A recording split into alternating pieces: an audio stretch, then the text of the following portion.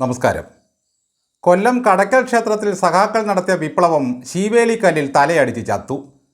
ബഹുമാനപ്പെട്ട ഹൈക്കോടതി വടിയെടുത്തതോടെ പാവം പുഷ്പൻ വീണ്ടും രക്തസാക്ഷിയായി. പുഷ്പൻ ജീവച്ഛവമായി കിടന്നപ്പോൾ ആ പാവത്തിന് സ്വൈരം കൊടുക്കാതെ ചുറ്റും നിന്ന് ചുടലനൃത്തമാടിയ പാർട്ടിയാണിത്. ജീവിച്ചിരുന്നപ്പോഴും മരിച്ചപ്പോഴും അദ്ദേഹത്തെ വെറുതെ വിടുന്നില്ല. പിണറായിക്ക് പോലും സഖാവ് പുഷ്പനെ അറിയില്ല, പിന്നല്ലേ കടയ്ക്കൽ ഭഗവതിക്ക്. 99 സീറ്റിൻ്റെ ബലത്തിൽ എന്ത് തോന്നിയാസവും കാണിക്കാൻ ലൈസൻസ് കിട്ടിയവരാണ് CPMകാർ.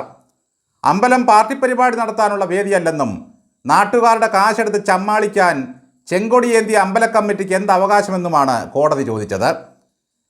ഞങ്ങൾക്ക് കോടതിയൊന്നും ബാധകമല്ലെന്നും അനുസരിക്കാൻ മനസ്സില്ല എന്നും മുഴുത്ത സഖാക്കൾ വീരവാദം പറയുന്നത് പതിവാണ്.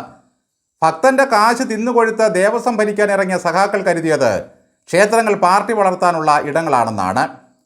ഒരു ക്ഷേത്രം നശിച്ചാൽ അത്രയും അന്ധവിശ്വാസം കുറയുമെന്ന് പരിഹസിച്ച നമ്പൂതിരിപ്പാടിൻ്റെ പാർട്ടിയാണ് ഇപ്പോൾ സകല ക്ഷേത്രങ്ങളിലും പിടിമുറുക്കി യക്ഷിക്ക് കരിവളയും രക്ഷസിന് പാൽപ്പായസവും നേതിച്ച് കറങ്ങി നടക്കുന്നത്. അലോഷി എന്ന ഗായകൻ പറയുന്നത് പരിപാടിക്ക് വിളിക്കുന്നവർ എന്തു പാടാൻ പറയുന്നോ അത് പാടാനുള്ള സ്വാതന്ത്ര്യമുണ്ടെന്നാണ്. കൊടുങ്ങല്ലൂരെ തെറിപ്പാട്ടൊരെണ്ണം പാടാൻ പറഞ്ഞാൽ നിങ്ങൾ പാടുമോ അലോഷി? എങ്കിൽ അലോഷി കേൾക്കണം, പാർട്ടി പരിപാടികൾക്ക് പോലും അതിൻ്റേതായ ചിട്ടയും അച്ചടക്കവും ഉണ്ടെന്ന് കൽപ്പിച്ചയാളാണ് പിണറായി വിജയൻ. പണ്ടൊരു സമ്മേളന കാലത്ത് പിണറായി വിജയൻ കുടിച്ചു കൂത്താടിയ സഖാക്കളോട് കയർത്തത് ഇവിടെ എന്താ ഉഷാ ഉതുപ്പിൻ്റെ ഗാനമേളയാണോ എന്നായിരുന്നു. പാർട്ടി സമ്മേളനത്തിന് പോലും പേക്കൂത്ത് അനുവദിക്കുന്നയാളല്ല പിണറായി വിജയൻ. എന്നിട്ടാണ് പരിപാവനമായ ഒരു അമ്പലത്തിൽ കയറി ഒരുത്തൻ 100 പൂക്കളും പുഷ്പസംഗീതവും ആലപിക്കുന്നത്. മാർക്സ് മുത്തപ്പൻ്റെയും ലെനിൻ മാടസ്വാമിയുടെയും പിണറായി വിജയൻ്റെയും പ്രതിഷ്ഠകളല്ല അമ്പലത്തിലുള്ളത്. സഖാക്കൾ ഇപ്പോൾ അലോഷിയെ വല്ലാതെ അങ്ങ് പോക്കുകയാണ്. എന്തോ ധീരത കാണിച്ചതിനാണ് ഈ പൊക്കൽ. അപ്പോഴാണ് ഹൈക്കോടതിയുടെ ശക്തമായ കൊട്ട് കിട്ടിയിരിക്കുന്നത്.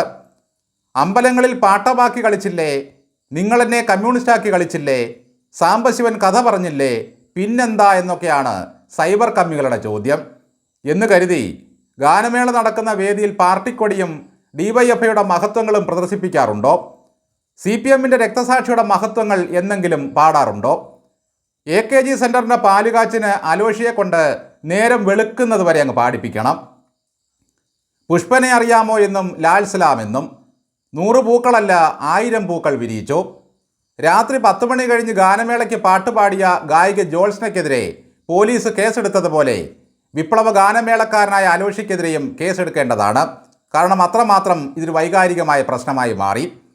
ക്ഷേത്രത്തിൻ്റെ പരിപാവനത നശിപ്പിച്ചതിന് അദ്ദേഹത്തിനെതിരെ തീർച്ചയായും കേസെടുക്കണം. ശരിക്കും പുഷ്പനെ അറിയാത്തത് നിങ്ങൾക്കാണ് സഖാക്കളെ.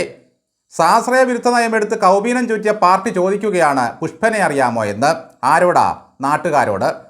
ശബരിമല അയ്യപ്പനെ ബുദ്ധിജീവികളെ കൊണ്ട് തെറി വിളിപ്പിച്ചവന്മാർക്ക് കടയ്ക്കൽ ദേവിയെന്നോ പാവുമ്പ കാളിയെന്നോ ഉണ്ടോ? നന്ദി.